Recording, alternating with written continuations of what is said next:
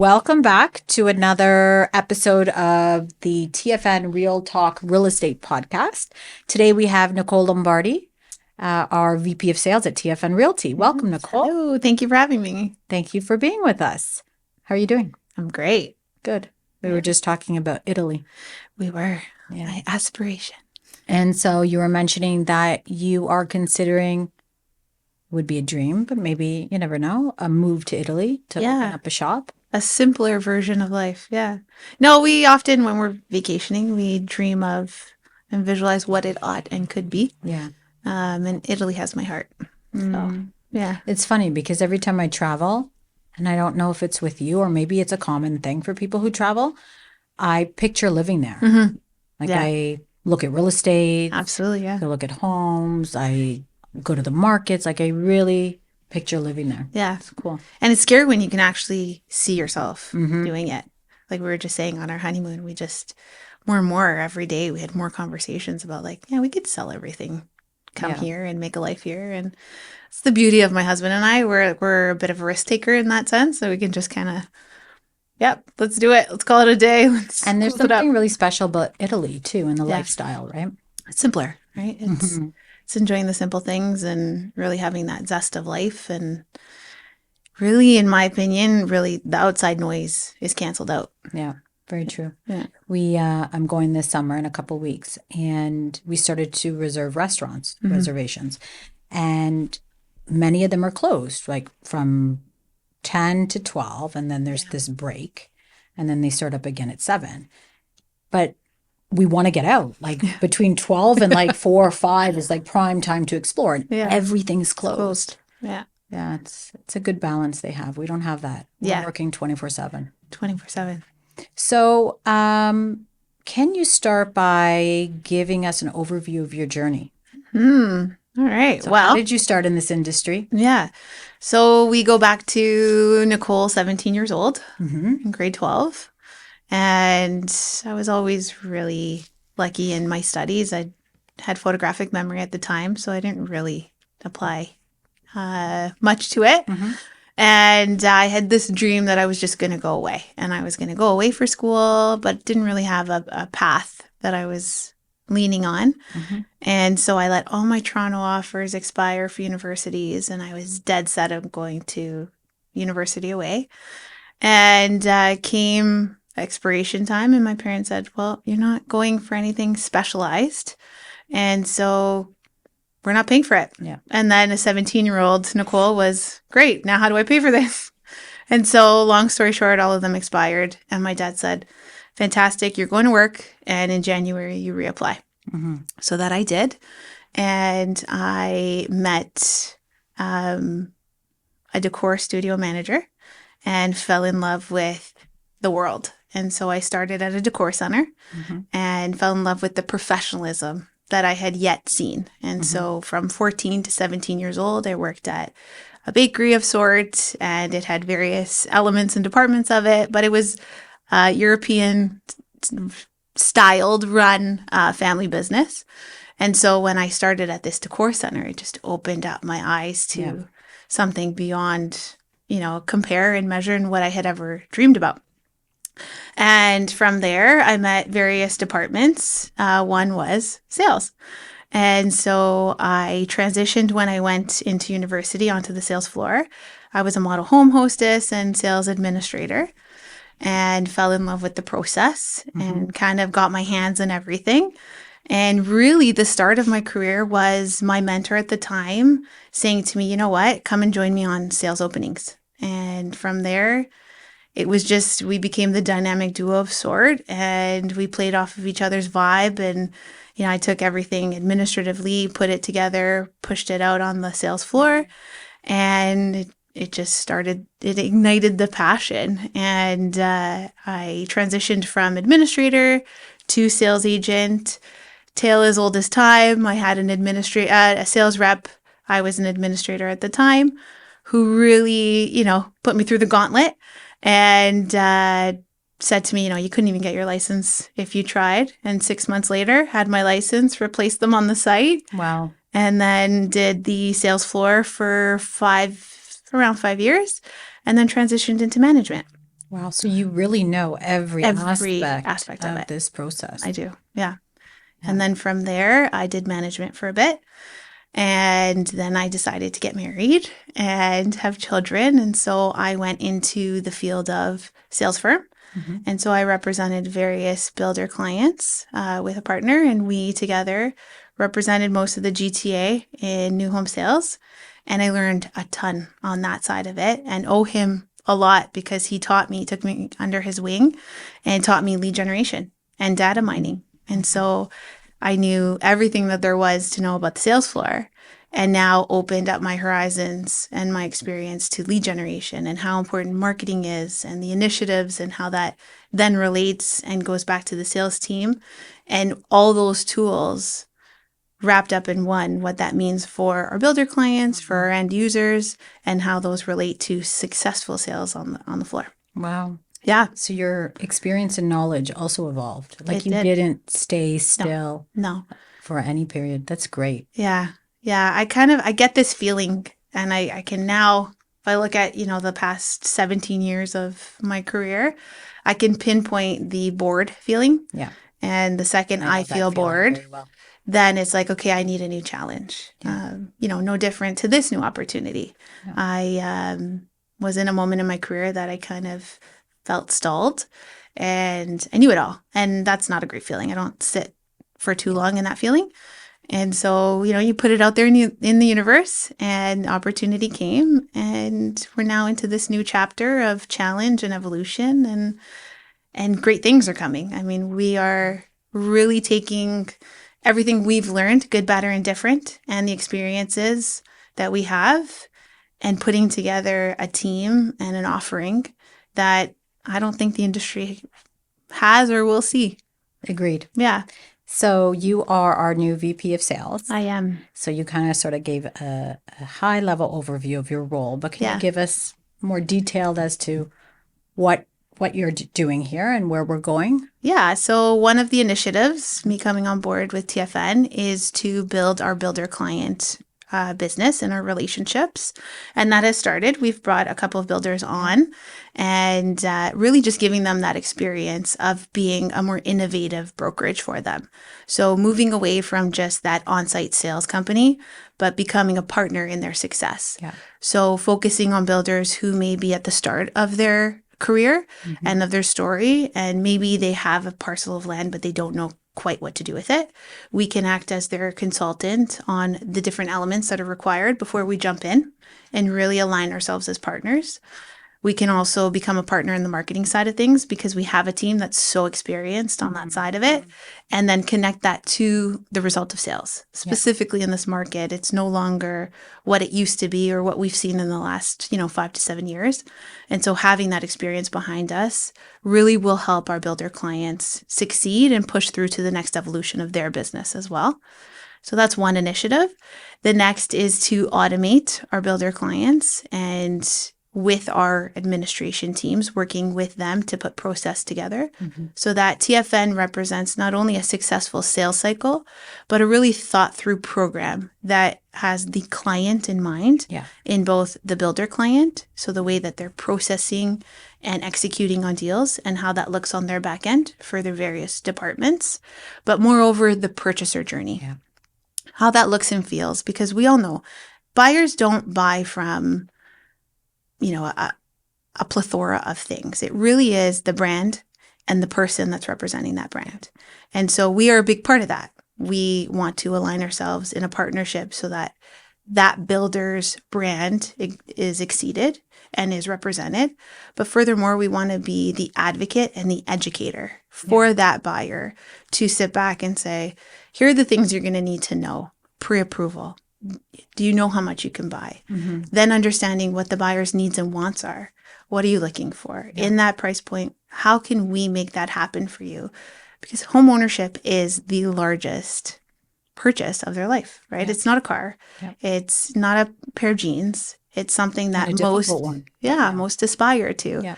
And for us to be a part of that as our sales team, we have to honor that moment and really be the advocates and the educators in that space. Yeah. And so building process around that in both the administration function and within our sales teams, understanding the bigger picture of lead generation, how that works, the dollars that the builders spend, how that relates to them on site, and how they can help facilitate that through a journey and an experience with the buyer. That's our focus, and we're going to build process around that. That we all do now, right? The vast experience that we have within our team, it's there, we understand it. It's just quantifying that now and putting that into a process and a flow that everyone now just lives and breathes it. Yeah. And I think it's it's a level of care that makes us different from other brokerages. We're not a service provider, like you said. We go into partnership. Right. So it's not about just providing a service. We're here to, promote and sell your community. Right. We're here. We care about your business. We care about your buyers. We want these buyers to come back, to each and every community that our builder clients build. And so we're really invested in that process. Yeah. And we're the experts in this field. Yeah. Right? All of our team, our new home team, have 10 plus years of new home experience, meaning they're on the floor. They understand what these buyers want. They are communicating with buyers and brokers alike. And that is our expertise. And so for us, the way that we see our partnerships with builder clients is to align ourselves as a partner. Yeah. We're not going to make a recommendation that only benefits us or benefits a quick sale. We want to be very clear that we're going to look at that long-term play. Yeah. We're going to strategize with those builders that we represent, and we're going to recommend sales releases that allow the builder to layer in some profits, that allows the builder to have a cohesive construction schedule. Yeah. And these are all elements that make us more than just a sales firm. It's one thing to sell a home. Everything else that's included before, in the middle, and after that makes us a builder partner for these builders in the industry. Yeah. It's the missing piece, right? Yeah. I mean, today's market, it's not order taking. We've had a really great 5-10 years. And now it's time for us to take a step back, understand what these buyers need, understand affordability, and be able to advocate for both of those on behalf of our builder clients and our buyers. Yeah. So you and I have a shared passion and love for technology, for process, for automation. Where do you see technology in this industry over the next couple of years evolving? Well, I think with COVID, a lot of builders had to move and they had to change slightly. And I think that was the beginning of this new era of tech for a lot of builders. And so I think the space becomes more digital, as a consumer at large, whether you're buying, back to the pair of pants example, you can now do that online and it can be sent to you. Everything on Amazon. Right. Yeah. And so I think we have to transcend that. And that's where I think our technology is going to go. We're going to have more platforms that are conducive to getting more information at your fingertips. More information will become available online. And then that buying process will really be automated so that it can be adopted in a platform that is more virtual in essence, so that if we are dealing with, clients who potentially have an availability conflict, but, they want to get into a home and they know what they want, or accessibility, they can't really leave their home, then we can come to them in a virtual space. And that's really important, right? Gone are the days of you have to be in the sales office and you have to come here in order for you to buy a home. We're really transcending and redefining what the definition of buying a home looks like, and leaning a little bit on resale, right? Like as resale agents, we go to the client, right? We go to their home. They, honor us with a tour of their home, and we have analytics and CMAs to tell them and advise them what the pricing is. We're taking a little bit of that look and feel and putting that into the new home space where we're now just changing the landscaping of how we get to a buyer. Yeah. A buyer could be many kilometers away from us as well, especially if we look at our builder clients and where they're building, and we couple that with affordability. There may be a client who's in downtown Toronto but wants to achieve home ownership. And so maybe making the drive, that's where their ultimate goal will be, and that's what they're going to land. But in their current space and their current calendar doesn't accommodate for that. Yeah. So having these virtual spaces that look and feel and add just as much value to a visit to a presentation center will be, I think, where we end up in the years to come. And it's amazing how quickly we adopted it and embraced it. And Well, we how had to. We had to.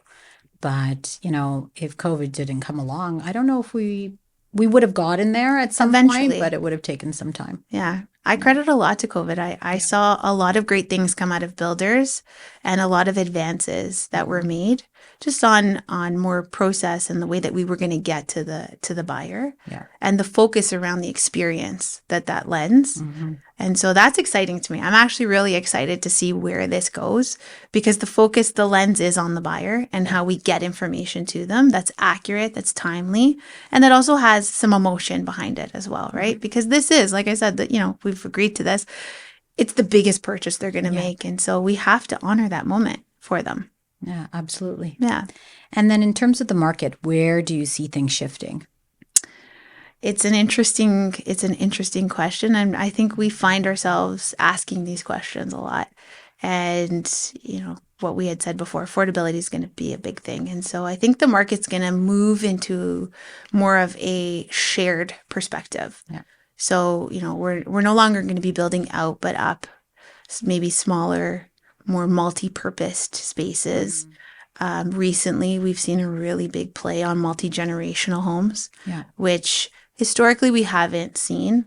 And I think that is going to be a theme that's going to be more prevalent across most master plan communities. I think when we look at stack towns or 3-4 story product, we may be getting into more of a duplex, triplex type of scenario where we're affording the opportunity for multiple ownership pieces in one dwelling. Yeah. I think that's where we're moving towards.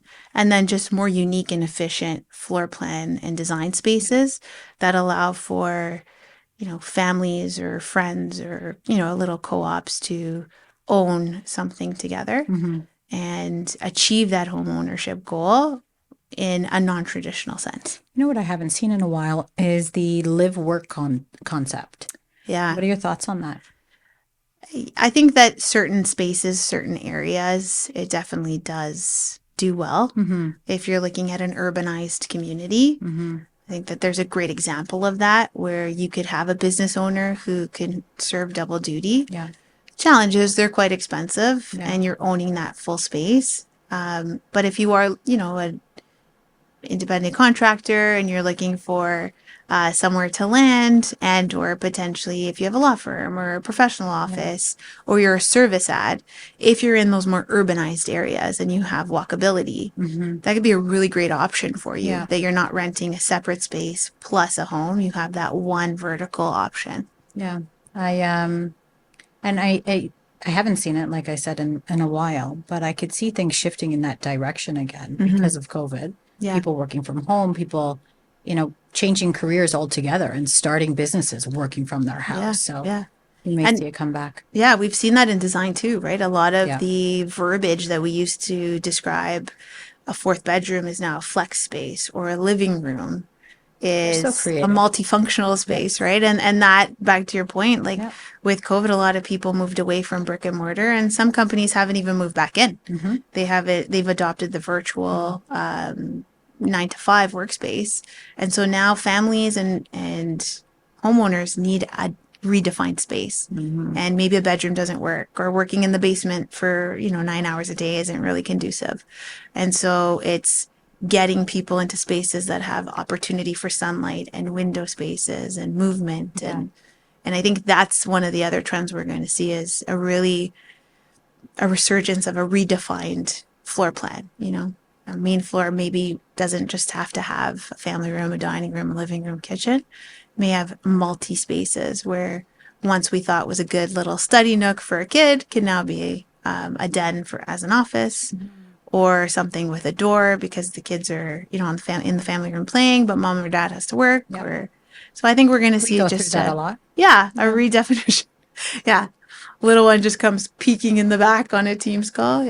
But like give them the look The from far look. away. Yeah. They don't understand the look. No. And it doesn't matter how many lectures you give them beforehand, right? Yeah. And the amount But of it's very snacks. important. Yes. I just want to know, can I play with this toy or can I go outside? Yeah. Totally. And they're curious, right? They're Yeah. curious to see What are what you you're talking doing. Yeah, because your voice changes, right? Yeah. It's not the mom voice. So It's the funny. work voice. My son said to me, I got off a call a couple weeks ago. He's like, why were you so fake? I'm like, I was not fake. I was just, it's a work voice. He's like, you sound awful. So fake. Okay, whatever. But it's so Yeah. true. Yeah. I had a question about agents, new agents wanting to get, or resale agents wanting to move into pre-construction. Any advice or tips for them? Expose yourself. I think that the new home side of the business is one that is so different than resale. Yeah. And there's a lot to know in a short order of time, but exposing yourself to it, whether you start as a co-op broker, right? So you could be a resale agent who's farming a certain area. If there are new home developments in those areas, start marketing yourself that way. Yeah. Get to know the on-site sales team, get to introduce yourself to that representing brokerage and or the builder, and expose yourself to the language. Agreements of purchase and sale are quite different. And when you can become a leader and a wealth of knowledge in that space, you've already, half of the battle's already won. Yeah. And then from there, get to understand where there's hotspots of communities, because builders are always looking for experts in those fields and they're always looking for representatives to sell their product. And then from there, align yourself with those sales teams. And don't be afraid to introduce yourself to the broker of record or their sales management team. Attend broker events hosted by builders. Yeah. So those are great networking events that you don't have to just be in the industry to get a site. It's really that exposure that you afford yourself, really, Yeah. because you're in control of that. And it's just being out there. It's being out there and making sure that you have the knowledge to back that. Yeah. And where do you see your career over the next 10, 15 years? That's a good question. And it doesn't have to be career. Yeah. Life. I'm really leaning into leadership. Italy? Maybe. I don't know. I found this new passion, and this is a 4-year growth plan that has already been in the works. But as I'm growing as a professional and as an adult and as a mom of 2 young kids, I'm really leaning into this leadership role that I think I've done naturally over the course of my career, but really being deliberate in understanding the needs and the wants of the people that are around us and acknowledging people's strengths in our teams and being the person that's going to empower them in a respectful, holistic, and positive way. So, being that energy source for our team that's going to give them the energy and the confidence to move their career up. I love it. And I think that's the ultimate success, right? We are only as successful as our team, and we rise with them. Yeah. And if I think of the next 5 to 10 years, I think that's where I'll move into the space and then branch that off into our builder clients and, really just be that source of knowledge is power, and my knowledge is free. Yeah. So if I can share what I've learned, that's, it's a huge win on my part. And the second part to that is changing the landscaping of the new home industry right now. A lot of times I find myself when I put initiatives together or we do roll things out with the team, I find myself asking, like, would I appreciate this as a sales admin or as a sales rep? Yeah. And a lot of times throughout my career, we all have similar stories. They weren't the best experiences. They weren't kind. And so my goal is just to be the leader I wish I always had. Yeah. And not profess that I am a leader, but just do it through action and let my actions speak louder and really let the team know that I'm here and that my actions will give them that sense of security and empowerment to do great things, because individually we all have such a talent that can add and grow this business exponentially. And so I look at it as my job to really find what those talents are and those passions and figure out ways that we can get them in center stage. Yeah. It's that care piece again. That's it. Yeah. Genuinely caring about what they need and getting them to the level that they want to be at. Yeah.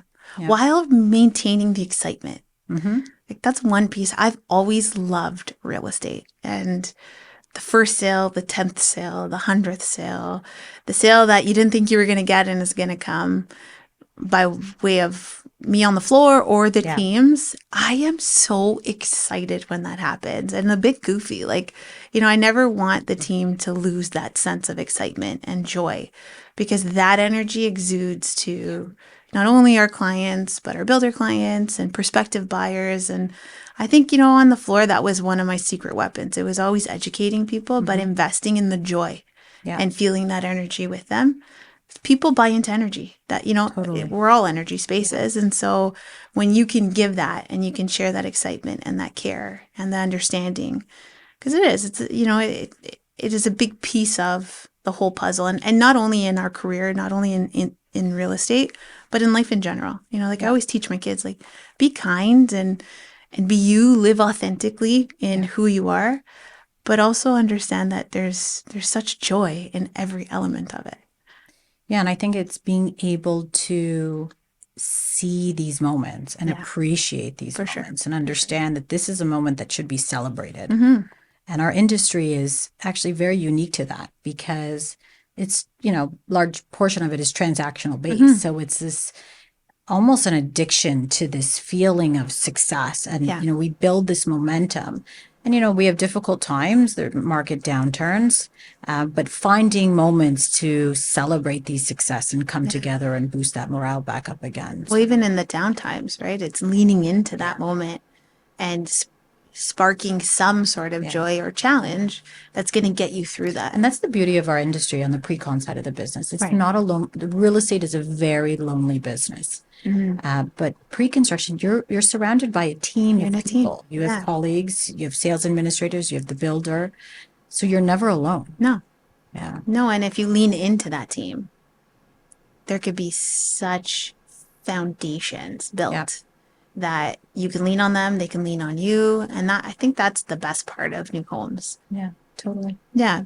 Well, thank you, Nicole. Thank you. Thank you for coming.